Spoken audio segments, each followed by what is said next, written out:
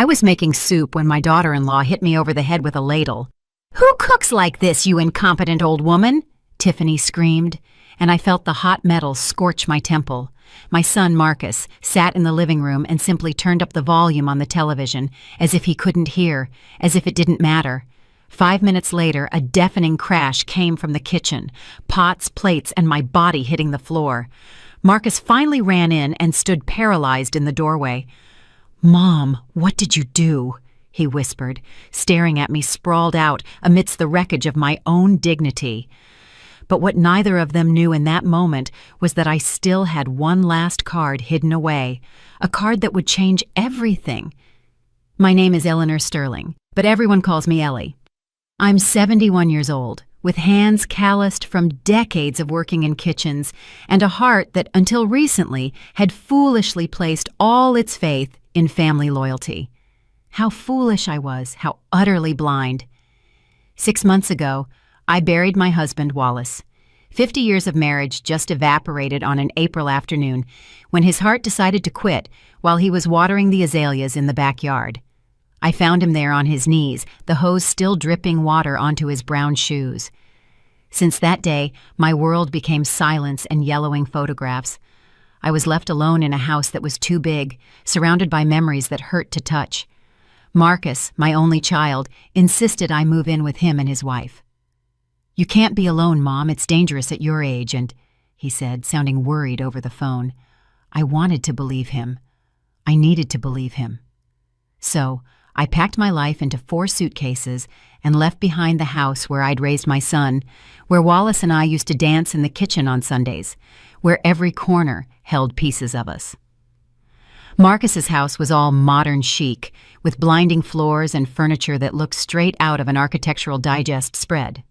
Tiffany, my daughter-in-law, greeted me with a smile that looked about as genuine as a $3 bill. "Welcome, Eleanor," she said, without calling me mother or mom. Just Eleanor, like I was a stranger. From day one, I knew I'd made a mistake, but it was too late to turn back.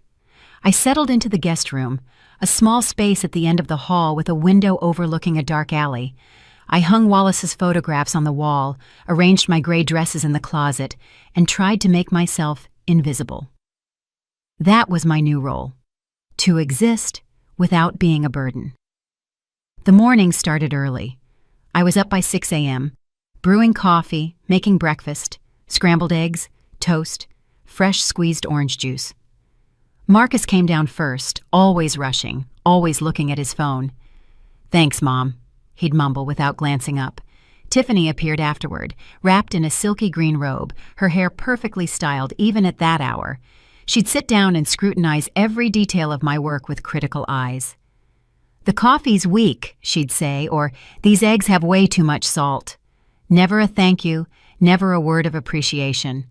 I just nodded, smiled, and tried again the next day. I wanted to be useful. I wanted to be needed. I wanted to believe I still had a place in my son's life.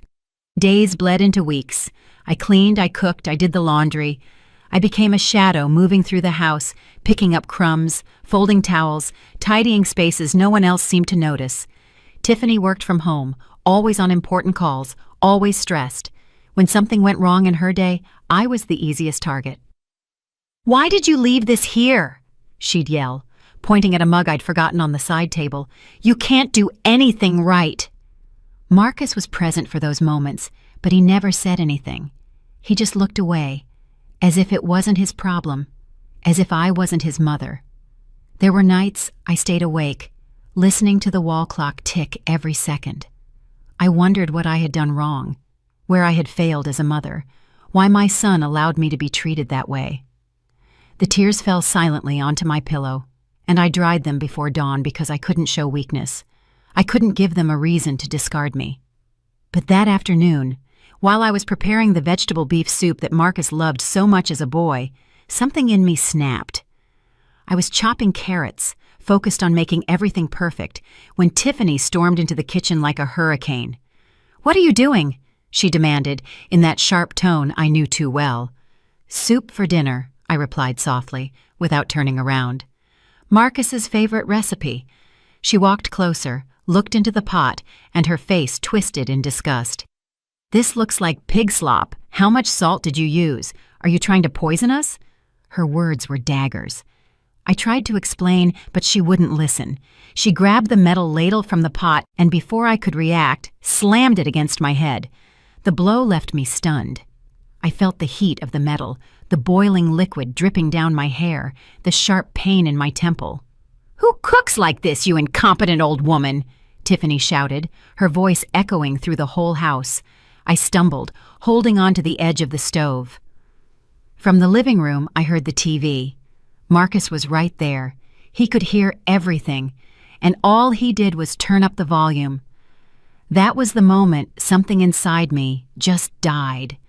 The physical pain was nothing compared to the betrayal in that silence. My son, the boy I carried, the child I raised with every ounce of love I had, chose the sound of a TV show over my suffering. I stayed there, leaning against the stove, the ladle still dripping soup at my feet. Tiffany stared at me with those eyes full of contempt, waiting for me to apologize, to kneel, to beg her forgiveness for existing. But all I could think about was Marcus, how the TV volume had spiked right when she screamed, how he knew exactly what was happening and chose not to see it. "You're pathetic," Tiffany spat, crossing her arms. "Look at this mess. You can't even make soup right. I don't know why Marcus insisted on bringing you here. You're a burden, a useless woman who just takes up space." Every word was a slap. I wanted to answer, to defend myself, but my voice was trapped somewhere deep in my throat. I tried to clean up, wiping the soup drops from the floor, but my hands were shaking. My head was throbbing where the ladle had struck. Tiffany stormed out, and I was left alone in the steam and the silence. 5 minutes. That was all it took for me to make a decision. I looked at the pots lined up on the stove. I looked at the dishes piled in the rack. I looked at the kitchen I had cleaned every day for months, trying to earn a place in this house that was never truly mine. And something inside me just exploded. It wasn't planned. It wasn't calculated. It was pure survival instinct. I grabbed the biggest pot, the one that held the soup she'd criticized, and emptied it into the sink. The hot liquid went down the drain with a sound that was almost violent. Then I grabbed another pot, and another. I dropped them, some on the floor, others against the kitchen counter. Plates slipped from my hands, cups shattered, silverware flew into the air. It was a chaotic, liberating, necessary racket. I heard Marcus's hurried steps. "What was that?" he yelled from the hallway. When he reached the kitchen, he stopped dead in his tracks. His face went pale seeing me there, surrounded by overturned pots, spilled soup, broken dishes. There was a thin line of blood on my temple where the ladle had hit. "Mom, what did you do?" he whispered. But he didn't come closer. He didn't touch me. He just looked at me as if I were the one to blame for everything. Tiffany appeared behind him, her look of horror quickly turning to rage. "She's insane! Your mother is completely out of her mind!" she shrieked, pointing at me like I was a dangerous animal. "Look at this mess! She destroyed my whole kitchen! Call someone, Marcus! This woman needs to be locked up!" Marcus looked at me. I looked back, waiting for him to say something, to defend me, or at least to ask why I had done this. But he just shook his head, disappointed, ashamed. "Mom, why? Why do you do these things?" "Why?" I repeated, my voice sounding hoarse and broken. "Your wife hit me with a scalding hot ladle, Marcus. She hit me, and you turned up the TV." The words came out like knives. He blinked, confused, or perhaps pretending to be confused. "I didn't hear it, Mom. I didn't know." "Liar." The word floated between us like poison. "You were right there. You heard the whole thing, and you chose to do nothing." Tiffany stepped between us, her face red with fury. "I will not tolerate this. I will not live under the same roof as this ungrateful old woman who respects nothing. Marcus, you have to choose. Either she goes, or I go." The silence that followed was worse than any scream. I looked at my son, begging him with my eyes to choose me, to remember who raised him, who spent sleepless nights when he had a fever, who worked 2 jobs to pay for his college. But Marcus stared at the floor, his hands in his pockets, defeated. "I'm sorry, Mom," he finally murmured. "But I think I think it's better if you find somewhere else. This isn't working. You're causing problems. You need to leave." The world stopped. My heart stopped. Everything stopped. "You're kicking me out?" I asked, though I already knew the answer. "Your wife hits me and you kick me out?" "It's not like that, Mom. It's just that Tiffany and I need our space. You need your independence. It'll be better for everyone." He spoke in rehearsed phrases, empty words someone else had put in his mouth. My son wasn't there anymore. All that was left was a stranger with his face.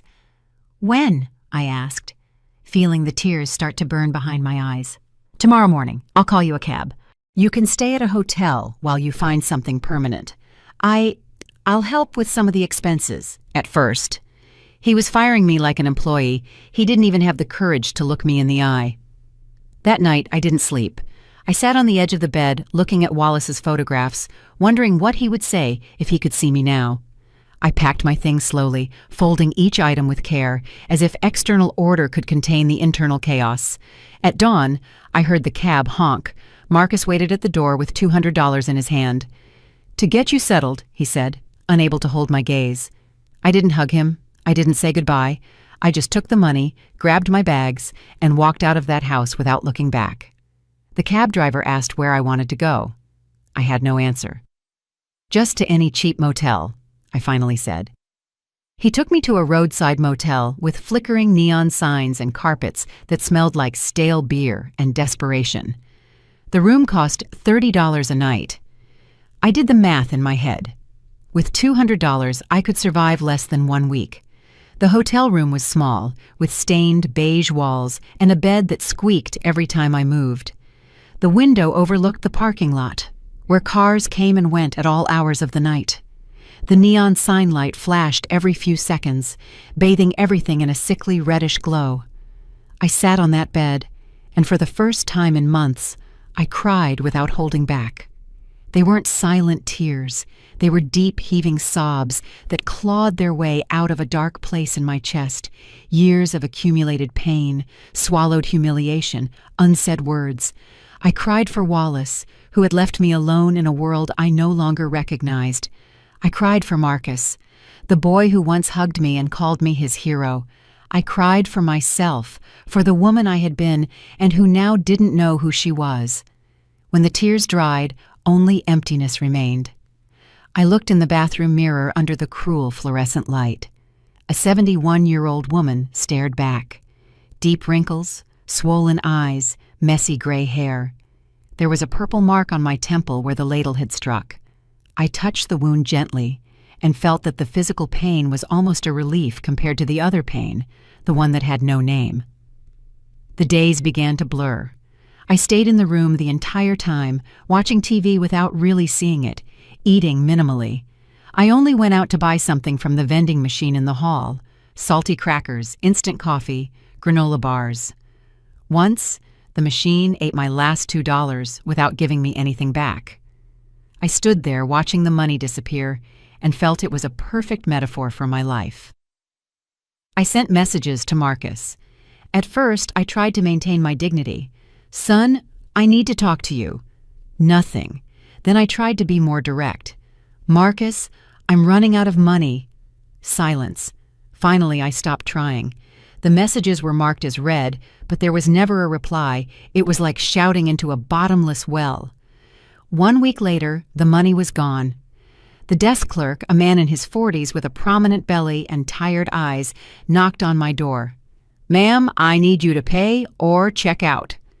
His voice wasn't cruel, just professional, indifferent. I explained my situation. I begged for one more day, but he just shook his head. "Sorry, ma'am. Rules are rules." I packed my suitcases again. 4 suitcases that now weighed like corpses. I dragged them across the parking lot under a scorching sun with nowhere to go. I walked for hours.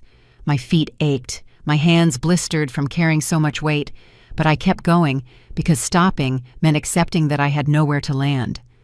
I ended up at a small park near downtown. There were metal benches beneath the trees, pigeons pecking at crumbs, children playing on the swings. I sat on a secluded bench and watched life continue as if I didn't exist. A woman walked by with her young daughter. The little girl looked at me with curiosity, but her mother yanked her hand and quickened her pace, as if poverty were contagious. That was my first night sleeping on the street. I didn't truly sleep. I stayed sitting up, clutching my purse, startled by every noise. There were other unhoused people in the park, mostly men, huddled under cardboard.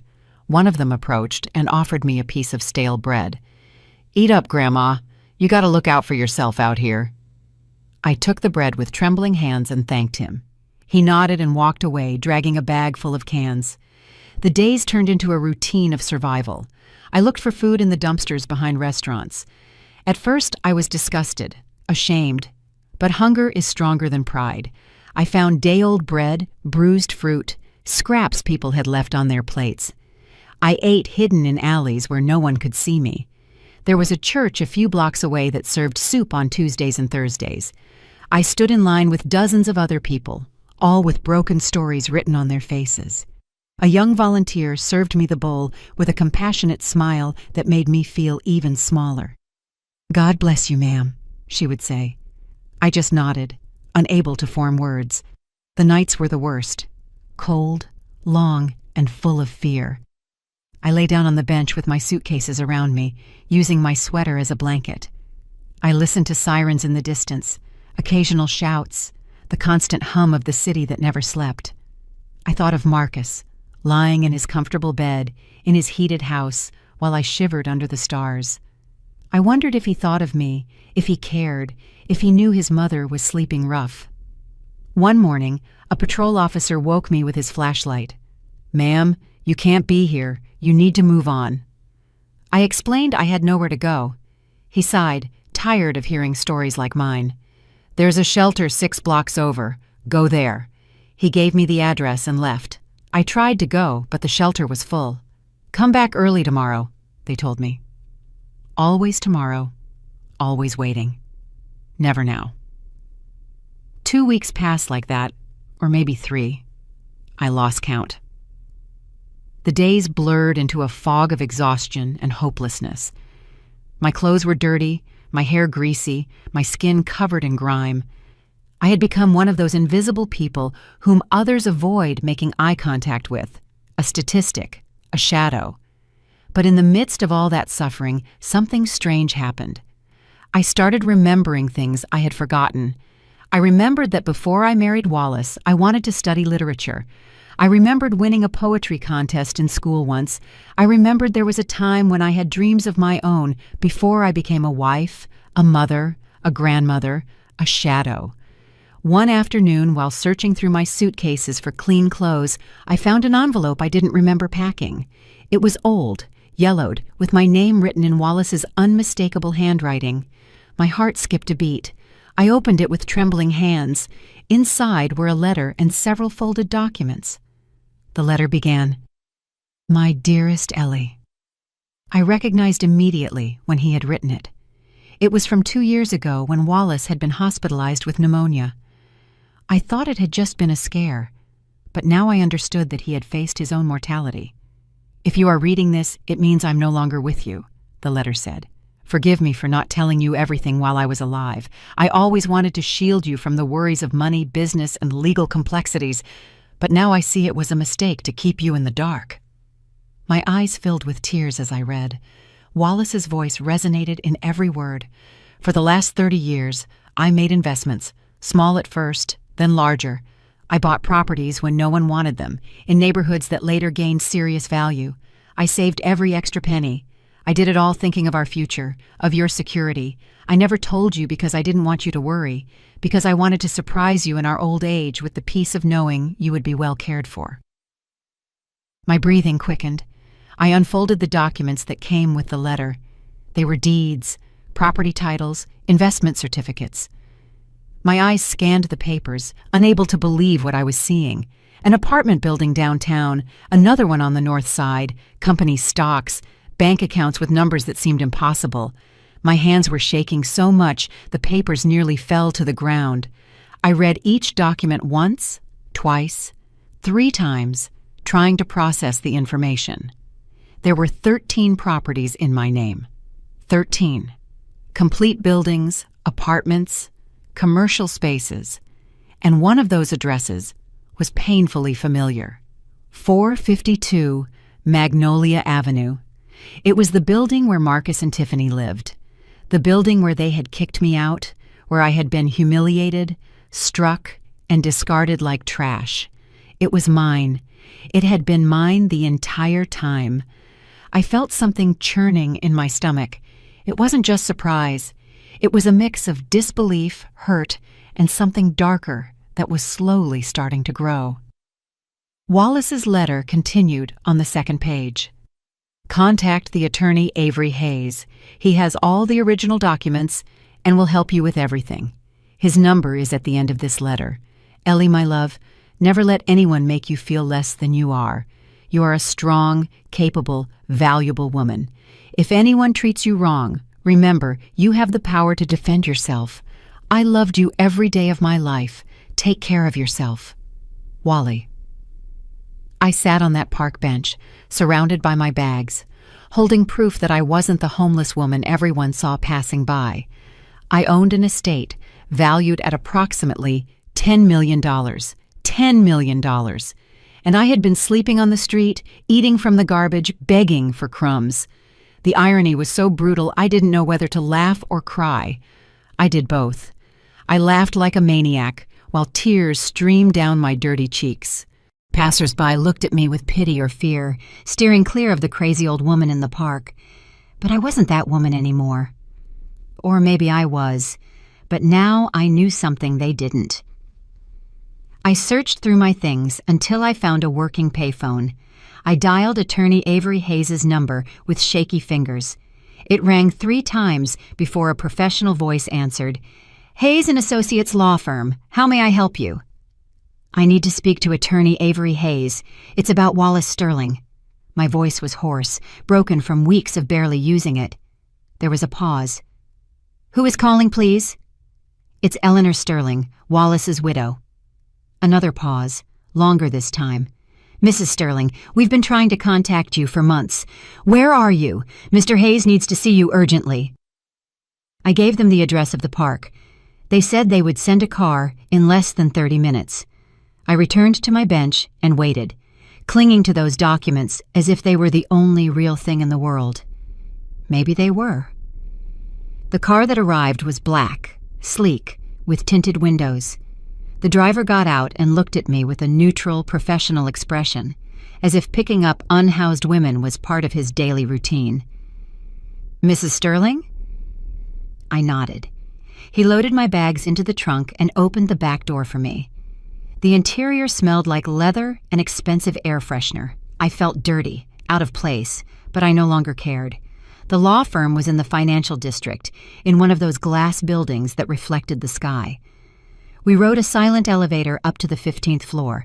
The receptionist looked me up and down, but didn't say anything, just pointed down a hallway. Attorney Hayes is waiting for you in his office. Avery Hayes was a man in his 50s with perfectly styled gray hair and thin-rimmed glasses. He stood up when I entered, and for a second, I saw surprise on his face at my condition. But he quickly replaced it with a professional expression. Mrs. Sterling, please have a seat. Can I offer you water? Coffee? Water, please. My voice was barely a whisper. He poured a glass from a crystal carafe and handed it to me. I drank as if I hadn't had water in days, which in a way was true. Mrs. Sterling, we have been trying to locate you since Mr. Sterling passed away. We left messages at your old house. We sent letters. Your son told us you had moved out, but he didn't provide a contact address. My son. The words came out bitter. My son kicked me out of his house 3 weeks ago. I've been living on the street. The attorney frowned. I see. I am truly sorry to hear that. But I want you to know that your financial situation is very solid. Your husband was an extremely foresighted man. Have you reviewed the documents he left you? I pulled the envelope from my purse and placed it on his desk. I found them yesterday. I don't understand everything they say. Avery reviewed them carefully, nodding. These are duplicates. I have the certified originals here. Allow me to explain your current situation. Mrs. Sterling, you own 13 properties in the city valued at approximately $10 million in total. Additionally, you have investments in funds and stocks worth $2 million more. Your husband also left you 3 bank accounts with available cash of approximately $500,000. The numbers floated in the air like something unreal. $12.5 million. And I had been searching for food in dumpsters. It can't be real, I whispered. It is completely real, Mrs. Sterling. And there's something else you should know. One of the buildings you own is at 452 Magnolia Avenue. According to our records, your son Marcus Sterling and his wife Tiffany occupy apartment 301 in that building. Is that correct?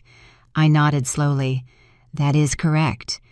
Then you should know that they have been living there under a reduced rent contract that your husband granted them 5 years ago. They pay barely $400 a month for an apartment that would be worth $2,500 in the market. It was a family favor that Mr. Sterling granted them. $400. Marcus was paying $400 to live in a luxury apartment thanks to his father's generosity, and he had thrown me out onto the street. He had left me with nothing. The attorney continued speaking, explaining details about taxes, property management, but I was barely listening. My mind was processing something else. Can I cancel that contract? I asked, interrupting him suddenly. Avery stopped and looked at me intently. You are the owner, Mrs. Sterling. You can do whatever you want with your properties. However, there are legal procedures we must follow. You can't simply kick them out without notice. I don't want to kick them out yet. The words came out cold, calculated. I want them to adjust their rent to market price, $2,500. Tell them to pay that. The attorney nodded slowly. That is within your rights. We would have to notify them 30 days in advance about the change in contract terms. Are you sure you want to proceed? Completely sure. Avery took notes on his computer. Very well. I will prepare the necessary documents. Now, Mrs. Sterling, there are more immediate matters we must attend to. Your living situation, for example. You have several options. You can move into any of your vacant properties, or I can help you find a temporary place while you decide what to do. I want to see the other buildings, all of them. I want to know exactly what I own. Of course. We can organize viewing starting tomorrow. In the meantime, allow me to arrange a hotel room for you, an appropriate place where you can rest and recover. He stood up and made a call. In minutes, everything was coordinated. A 5-star hotel downtown, an executive suite, everything paid for from my own account. Before I left, Avery handed me a bank card. This has access to one of your checking accounts. There's $50,000 available for immediate expenses. Use what you need. And Mrs. Sterling, one more thing. Your husband asked me to tell you something if you ever came to see me under difficult circumstances. He made me promise. He pulled a sealed envelope from a drawer. He told me, word for word, if my Ellie comes to you beaten down by life, give her this and tell her I always knew she was stronger than she believed. I took the envelope with hands that no longer trembled so much. I opened it right there in front of Attorney Hayes. It was another letter from Wallace, this one shorter, written in black ink on thick paper. My love, if you are reading this, it means someone hurt you enough that you sought help. I know your pride. I know how hard it is for you to ask for anything, but I want you to know one thing. I built this for you. Every property, every investment, every penny saved was with the day in mind when I would be gone and you would need to defend yourself. Do not let anyone, not even our own blood, make you feel small. You are a giant, Ellie. You always were. Now prove it. Tears streamed down my cheeks as I read. Avery had the delicacy to look away, pretending to review papers. I folded the letter carefully and tucked it away with the other. Wallace had known. Somehow, he had known that one day I would need this, that I would need a shield, armor, a castle of my own. The hotel was everything my life had ceased to be. Soft carpets, sheets that smelled of lavender, a bathroom with a marble tub. I stood in the middle of the suite for several minutes, just looking. It seemed unreal. 24 hours ago, I was sleeping on a park bench. Now I was in a room that cost $300 a night. The first thing I did was take a bath. I filled the tub with hot water to the brim and submerged myself completely. The water turned dark with weeks of grime. I scrubbed my skin until it hurt. I washed my hair 3 times. I eliminated every trace of the street from my body. When I got out, I wrapped myself in a white robe that hung behind the door. It was so soft it almost made me cry again. I ordered room service: soup, freshly baked bread, roasted chicken, salad, dessert. When the food arrived on a cart with a white tablecloth, I sat and ate slowly, savoring every bite. It wasn't just food. It was dignity. It was power. It was proof that I still existed as something more than a shadow. That night I slept 12 hours straight. I slept without being startled, without fear, without cold. When I woke up, the sun streamed through the curtains, and for a moment, I didn't remember where I was. Then everything came back: the documents, the money, the properties, my new reality. Over the next few days, Avery took me to see each of my properties: apartment buildings, commercial spaces, even a small shopping center on the south side. Each place represented years of Wallace's quiet work, investments made with patience and vision. He explained how everything worked: the rental contracts, the maintenance, the monthly income. I listened and took notes like a dedicated student. The net income from all your properties totals approximately $45,000 a month, Avery told me one day as we reviewed reports in his office. After taxes and maintenance expenses, you're looking at an annual income of around $400,000. That was without touching the principal capital, $400,000 a year, and I had been begging for a bowl of soup at the church. The irony was still brutal, but now there was something more. A plan was forming in my mind, a cold, calculated, patient plan. Avery, I need us to make some changes, I told him one afternoon, but I need them to be done discreetly, without anyone knowing I'm the one behind it. He leaned back in his chair, intrigued. What kind of changes? First, the building on Magnolia Avenue. I want to raise my son's rent to the market price, as we discussed, but I also want you to review all the other contracts in that building. If there are other special arrangements, reduced prices, or favors being granted, I want everything returned to normal rates. Everyone. I want that building to operate as a real business, not a charity organization. Avery nodded and took notes. It can be done. Something else. I want to buy new clothes. I want to change my appearance, and I want a commercial name, something I can use to sign documents, to appear on contracts. I don't want anyone to know that Eleanor Sterling is the owner of all this. We can create a legal entity, an LLC. We choose the name, and all documents are signed under that name. You will be the silent beneficiary. It's perfectly legal and very common in the real estate sector. Perfect. Call it Mendoza Enterprises. Over the next 2 weeks, I transformed. I went to hair salons where they cut and colored my hair, covering the gray with an elegant chestnut brown.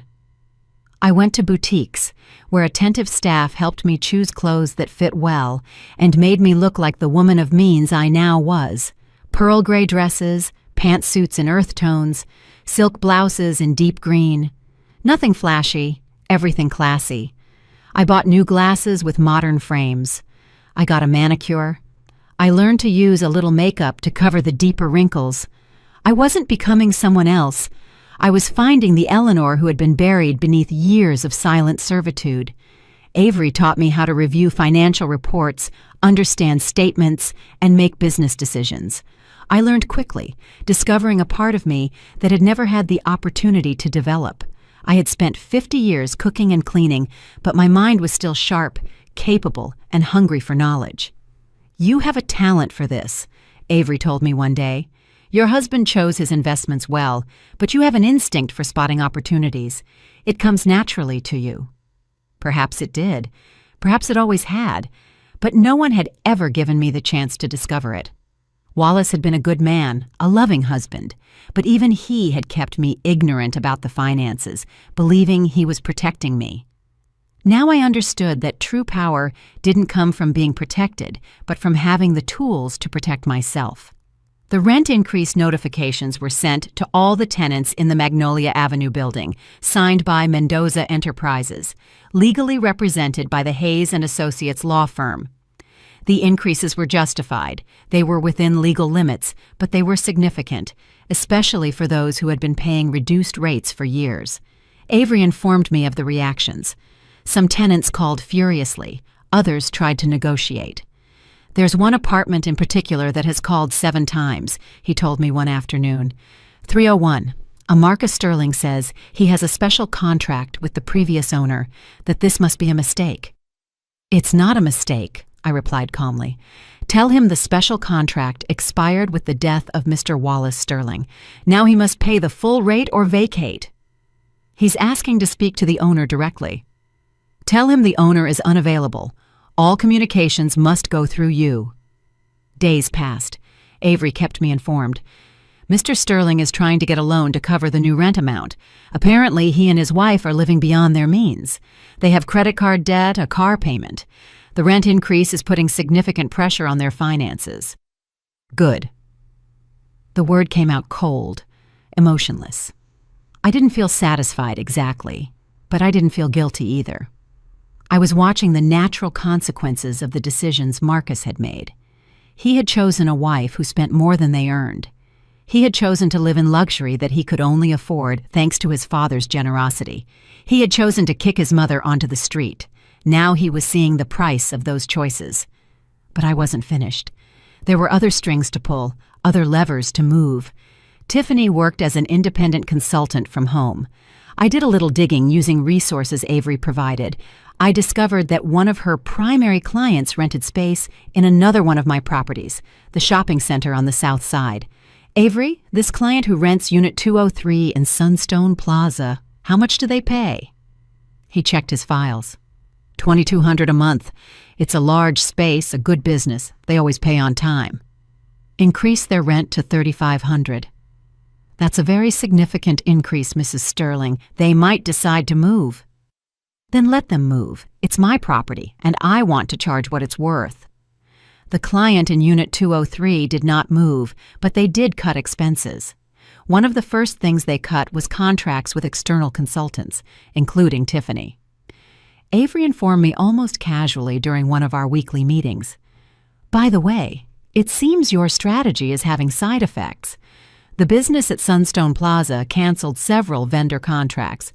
One of them was with Tiffany Sterling, your daughter-in-law." I didn't say anything, just nodded and continued reviewing other documents. But inside, I felt something akin to satisfaction. It wasn't revenge yet. It was justice. It was the universe readjusting, stripping away unearned privileges, balancing the scales. The weeks passed. I continued living in the hotel, studying, learning, transforming. I signed up for yoga classes in the mornings, not because I needed the exercise, though that helped too, but because I needed to learn to be silent with myself, to breathe, to exist without the constant noise of serving others. I also started writing. I bought a brown leather notebook and an elegant pen, and I wrote every night before sleeping. Not exactly a diary, but reflections, thoughts about who I had been, who I was now, who I wanted to be. I wrote about Wallace, about our years together, about the things I never told him. I wrote about Marcus, about motherhood, about how love is sometimes not enough. One afternoon, while having coffee on the hotel terrace, an older woman sat down at the table next to mine. She must have been in her 80s, maybe more, with perfectly styled white hair and sharp blue eyes. "Excuse me for bothering you," she said in a soft voice, "but I've seen you here several times, always writing, always alone, and you remind me of myself a few years ago." I smiled politely, expecting a sales pitch or a sermon, but she just continued. "I also went through a transformation late in life. After my husband died, I discovered I didn't know who I was without him. I had been a wife, a mother, a grandmother, but never just myself, so I had to learn it. Is that your case too?" "Something like that," I admitted. "The hard part isn't discovering who you are," she said, looking toward the horizon. The hard part is giving yourself permission to be that person, especially when the person you discover isn't who everyone else expects you to be. She looked directly at me. But it's worth it, completely worth it. She stood up, patted my shoulder, and left. I never knew her name, never saw her again, but her words stayed with me, resonating somewhere deep down. She was right. The hard part wasn't discovering who Eleanor was without Wallace, without Marcus, without the role of sacrificing mother. The hard part was giving myself permission to be that person. A person who charged what she was worth, a person who didn't forgive automatically, a person who set boundaries and enforced them. The eviction process advanced relentlessly. Avery sent me updates every other day. Marcus had hired a cheap attorney who tried to find technicalities to delay the inevitable.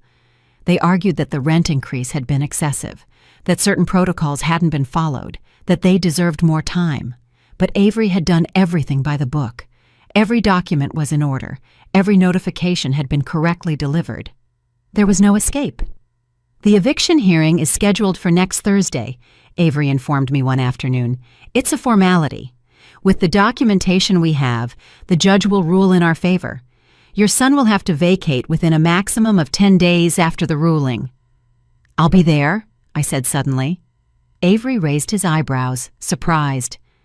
At the hearing? It's not necessary, Mrs. Sterling. I can represent you completely. In fact, it's better if you're not present. It maintains your anonymity. I want to be there, in the room, but not as a party involved, just as an observer. That can be done. He thought for a moment. Eviction hearings are public. Anyone can enter and sit in the back benches. As long as they don't recognize you, there's no problem. Thursday arrived under a gray sky that threatened rain. I dressed carefully, choosing a dark gray pantsuit and a silk blouse in an ivory tone. I put my hair up in a low bun, put on my new glasses, and applied subtle but definitive makeup. I looked in the mirror and saw a woman Marcus wouldn't recognize. I was no longer the bent-over mother cooking soup in his kitchen. I was someone else, someone stronger. The courthouse was an old building with halls that smelled of ancient paper and stale coffee. I arrived early and sat in the last row of courtroom 3, where the hearing would take place. There were other people waiting for their own cases, all with that look of anxiety and exhaustion that the legal system produces. Marcus arrived 15 minutes before the scheduled time. He came with Tiffany and their attorney, a young man in a suit that had seen better days. My son looked terrible. He had lost weight. He had dark circles under his eyes, his hair was messy. Tiffany, on the other hand, was perfectly put together, in an emerald green dress too elegant for a courtroom, high heels, impeccable makeup. But her expression was one of barely contained fury. They sat in the front row, their backs to me. I watched them as one watches a distant, analytical play. Tiffany whispered things into Marcus's ear, making sharp gestures, clearly upset. He just nodded, defeated, without the energy to argue. Their lawyer reviewed papers with a worried look. Avery arrived exactly on time, immaculate in his black suit, leather briefcases in hand. He didn't look at me, just as we had agreed. He sat on the other side, organized, confident. He knew his job and knew he had a solid case. The judge entered, a woman in her 60s with a stern expression and efficient movements. Case number 3478, Mendoza Enterprises versus Marcus Sterling, the clerk announced. Marcus's lawyer stood up first. He argued that the rent increase had been excessive, that his client had lived in the apartment for 5 years with a good payment history, and that he deserved special consideration. His voice sounded unconvincing, even to himself. He knew he was losing. Avery stood up calmly, presented the documents, the original contract, the increased notifications, the late payment notices, all perfectly organized. He explained that the special contract had been a courtesy of the previous owner, now deceased, and that the new management had decided to normalize all rents to market price, which was completely legal and completely justified. Furthermore, Your Honor, Avery continued, The defendant not only refused to pay the new rent amount, but accumulated 2 months of delinquency. He paid under pressure of eviction on one occasion, but immediately fell into arrears again. This demonstrates a pattern of inability or unwillingness to comply with his contractual obligations. The judge reviewed the documents in silence. She looked at Marcus. "Mr. Sterling, is it correct that you currently owe 2 months of rent under the new terms?" Marcus stood up with difficulty. "Yes, Your Honor, but the increase was so sudden. We didn't have time to adjust. If you could give us an extension, just 3 months for—" "Mr. Sterling," the judge interrupted in a firm tone, "you were notified 30 days in advance of the change in terms, which is what the law requires. Did you have sufficient time to adjust or find another place? Do you have the owed money right now?" Marcus looked at his lawyer, then at Tiffany, then at the floor. "No, Your Honor, not at this moment." "Then I have no choice but to rule in favor of the plaintiff. Mr. Sterling, you have 10 days to vacate the property. If you do not do so voluntarily, forced eviction will proceed. Next case." The gavel hit the table. It was all over in less than 20 minutes. Marcus remained paralyzed in his spot, as if he couldn't process what had just happened. Tiffany exploded. "This is unfair! You can't do this! We have rights!" she yelled toward the judge, but it was too late. The next case was being announced. Her lawyer grabbed her arm, trying to usher her out of the courtroom before she was cited for contempt. Tiffany resisted, shouting incoherent things about corruption and abuse. Marcus followed her in silence, dragging his feet, the image of defeat itself. They walked past my bench without looking at me. I was just another person in the room, invisible, irrelevant. I followed them with my gaze until they left. Then I sat for a few more minutes, letting the reality sink in. I had won legally. Formally, I had won. But I didn't feel the euphoria I expected, only a kind of emptiness, like the calm after a storm. I left the courthouse through a side door. Avery had told me he would wait for me at a nearby cafe. I found him at a table in the back, where 2 cups of coffee were already waiting.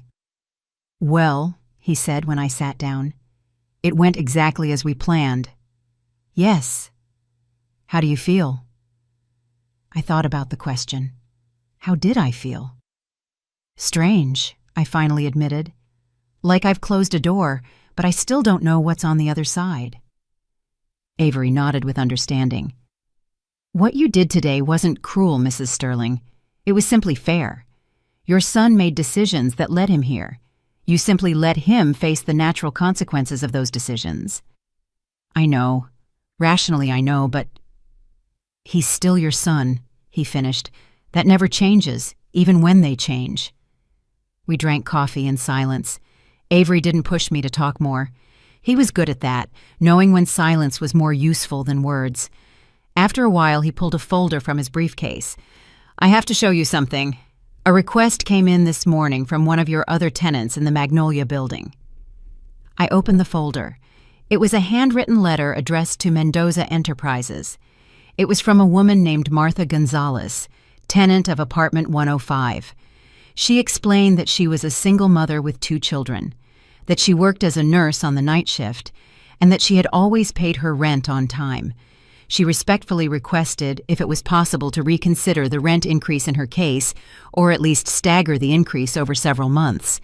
She attached copies of her pay stubs, income verification, and reference letters from her employer. I read the letter twice. "What do you think?" I asked Avery. "It's your decision.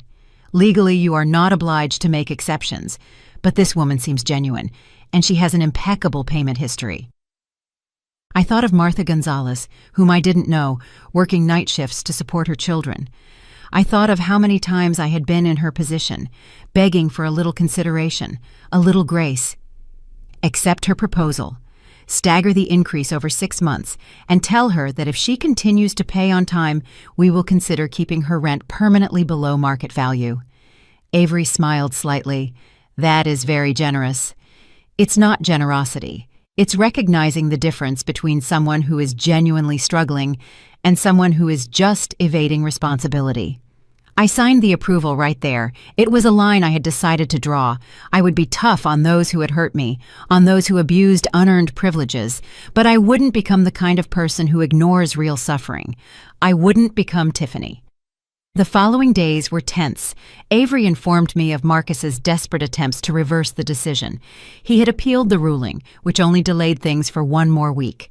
He had tried to get additional loans, but his credit was already destroyed. He had placed ads selling furniture, electronics, anything of value. The appeal was rejected in 3 days. The appeals judge didn't even require a hearing. He just reviewed the documents and confirmed the original ruling. Marcus now had less than 1 week to vacate.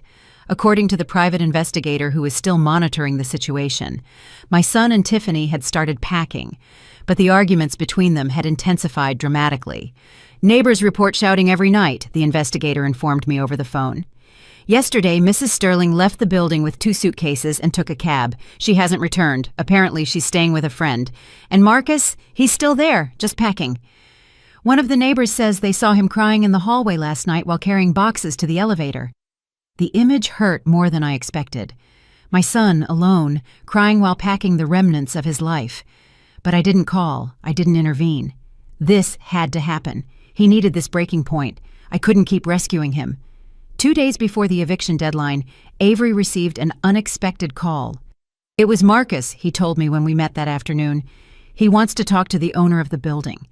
He says he has something important to say. He's begging for a meeting. What did you tell him? That I would pass on the message. Do you want to see him? The question hung in the air between us. I wanted to see my son. I wanted to hear what he had to say. One part of me, the part that never stopped being a mother, screamed yes, but the other part, the wiser part, had doubts. Do you know what he wants to say? No, just that it's important, that he needs to explain something. I thought for a long minute. Tell him I will agree to see him, but not as his mother, as the representative of Mendoza Enterprises, and it has to be on neutral ground, in your office, tomorrow at 3 p.m.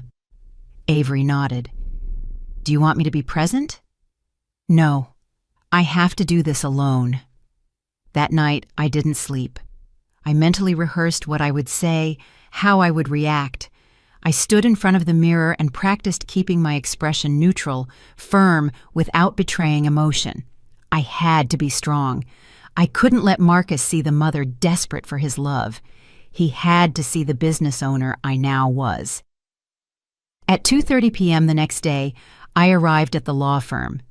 Avery had allowed me to use his private office. I sat behind the desk in the black leather chair with the case documents in front of me. I had dressed impeccably. A charcoal gray pantsuit, a cream-colored blouse, my hair perfectly styled, subtle but definitive makeup. I didn't look like Eleanor. I looked like Mrs. Mendoza. At exactly 3 o'clock, I heard voices at the reception desk. My heart started beating faster. The door opened, and Marcus walked in, alone. He stopped dead in his tracks when he saw me. For an infinite moment, we stared at each other in silence. I watched his brain process what his eyes were seeing. Confusion first, then disbelief, and finally, absolute shock.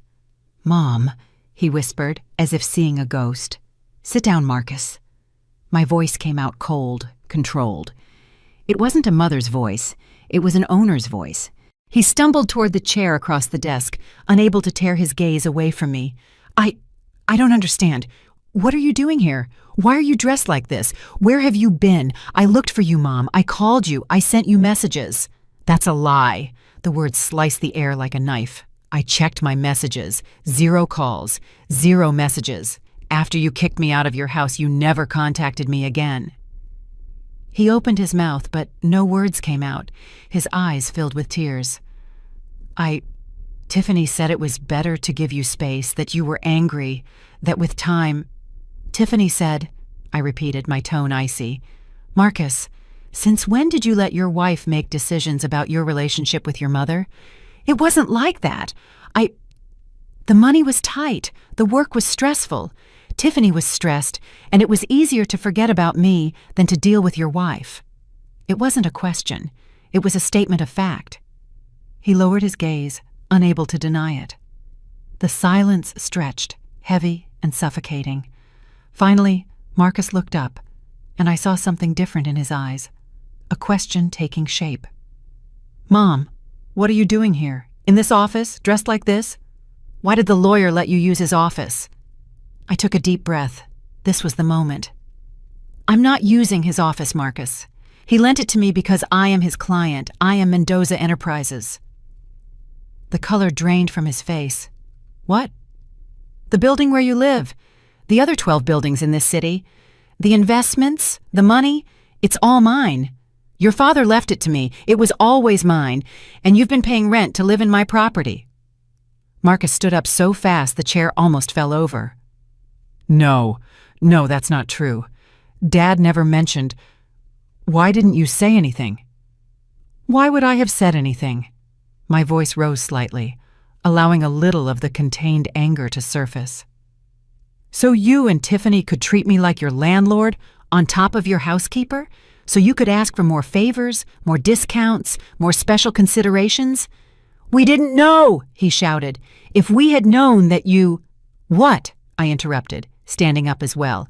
"You would have treated me better? You would have respected me more? Marcus, respect shouldn't depend on how much money someone has.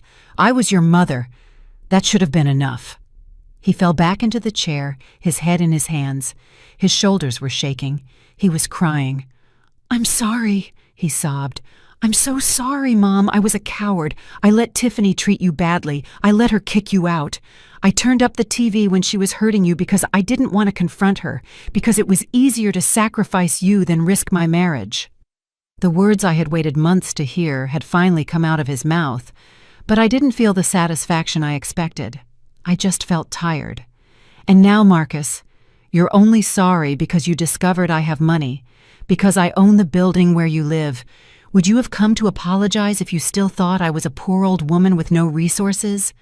He looked up, his face soaked with tears. "I don't know," he admitted, his voice broken. "I don't know, Mom, and that's the worst part. I don't know what kind of person I became.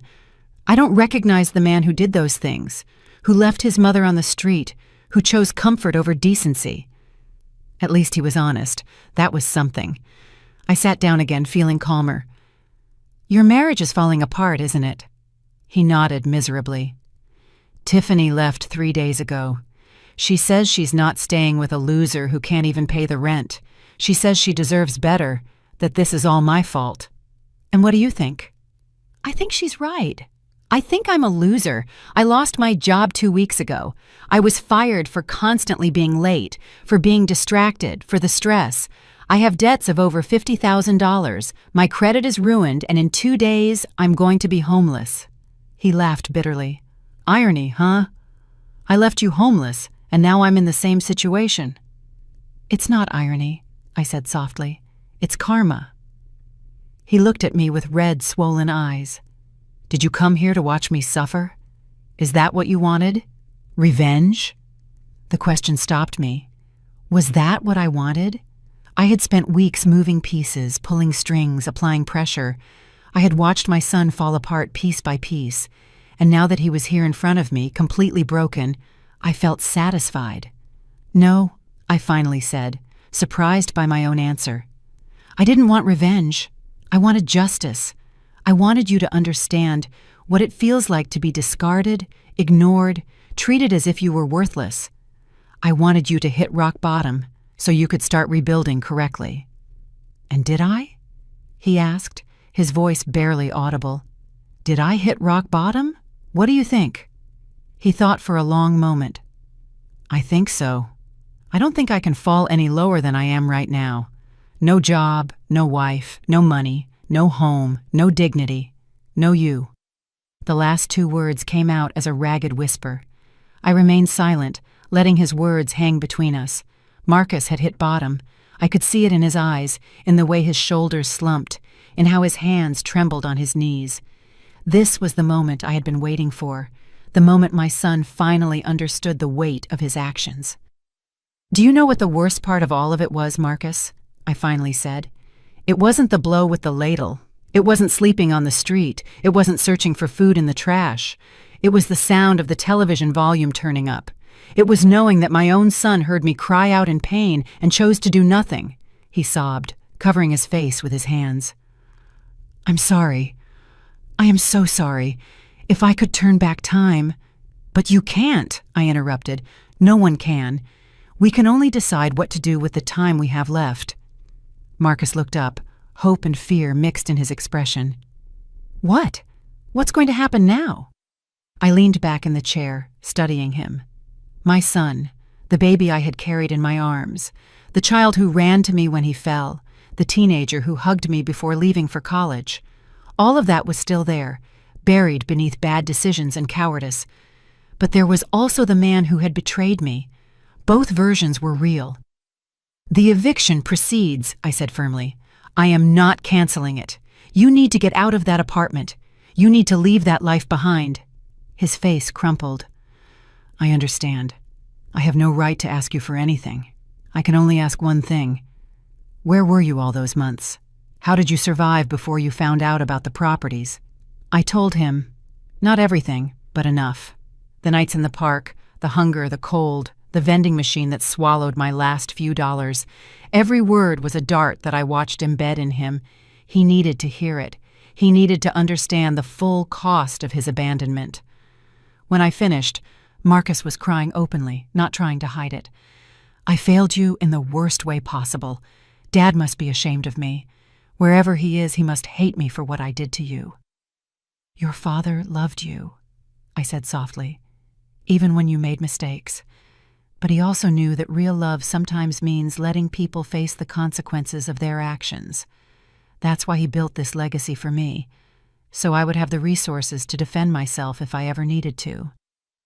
Will you ever forgive me? The question hung in the air. The truth was, I didn't know.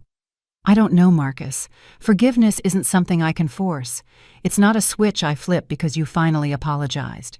It's a process, and first, I need to see real change, not just pretty words born of desperation. He nodded, wiping his tears with the back of his hand. What can I do? How can I show you I've changed? It's not about showing me anything. It's about becoming the man you want to be, the man your father would have been proud to call his son. I stood up, signaling the meeting was over. You have 2 days to vacate. Use that time wisely. Marcus stood up slowly, as if every movement cost him enormous effort. At the door, he stopped and turned around. Mom, one last thing. When I find a place to stay, when I get my life together, can I call you just to know you're okay? I thought about my answer carefully. You can try, but I don't guarantee I'll answer. Not until I see action, not just words. He nodded, accepting the terms. Thank you for seeing me, for listening to me. I know I didn't deserve it. And he left. I stayed alone in the office, feeling the weight of what had just happened. It hadn't been the explosive confrontation I might have imagined. There were no screams or dramatic rejections, just the cold, hard truth served on a platter of inevitable consequences. I spent the following days in a kind of emotional limbo. Avery informed me that Marcus had vacated the apartment one day before the deadline. He had left the place clean, the keys properly handed over. According to the building manager, he had left in a cab with only 3 suitcases and an expression of total defeat. Do you know where he went? I asked, hating myself for asking. No, ma'am. He didn't say. Part of me wanted to investigate, to find out where he was, to make sure he at least had a roof over his head, but I stopped myself. Marcus was an adult. He needed to solve this on his own. I couldn't keep rescuing him. Tiffany, for her part, had completely disappeared. According to my sources, she had moved back in with her parents in another city, blaming Marcus for everything. She had posted things on social media about weak men and wasted time, but she never mentioned her own role in the disaster. Typical. With the apartment vacant, I decided to make changes. I hired a designer, and we completely renovated the space. New floors, fresh paint, modern appliances. Apartment 301 became the jewel of the building, I rented it out in less than 1 week to a young professional for $3,000 a month. But the building wasn't the only thing that needed renovation. I also decided it was time to leave the hotel and create a real home. I chose one of my properties, a small house in a quiet neighborhood with a south-facing garden. It had 2 bedrooms, a kitchen with large windows, and a wooden deck perfect for morning tea. I spent weeks decorating it. I didn't hire designers. This time, I wanted to do it myself. I chose simple but elegant furniture. I hung photographs of Wallace in the living room, but I also left space for new memories. I planted roses in the garden, tomatoes in pots, and aromatic herbs next to the kitchen window. I enrolled in painting classes at a nearby community center. It turned out I wasn't terrible. My first attempts were disastrous, blobs of color without shape or meaning. But over time, I started creating things I liked. Simple landscapes, still lifes, self-portraits that captured the person I was becoming. I also started volunteering at the shelter I had tried to visit that terrible night when I had nowhere to go. I served food twice a week. I listened to the stories of other unhoused people, understanding that each one had their own path to desperation. I donated generously, but I also gave something more valuable, my time and my empathy. One afternoon, while serving soup, I recognized someone. It was the man who had offered me bread that night in the park. He looked cleaner now, more hopeful. "Grandma," he said, surprised. "It's you. You look different." "I am," I replied, smiling. "I found myself." 3 months passed without news from Marcus. He didn't call. He didn't write. Part of me was relieved. Another part felt his absence like a wound that wouldn't close, but I kept going. I continued building my life, discovering who Eleanor was beyond being a mother, a wife, a shadow. Then, one Saturday morning, while I was watering the roses, my phone rang. Unknown number. I hesitated before answering. "Hello, Mom?" Marcus's voice, but different, firmer. "It's me. I know you said you might not answer, but I needed to try." My heart beat faster.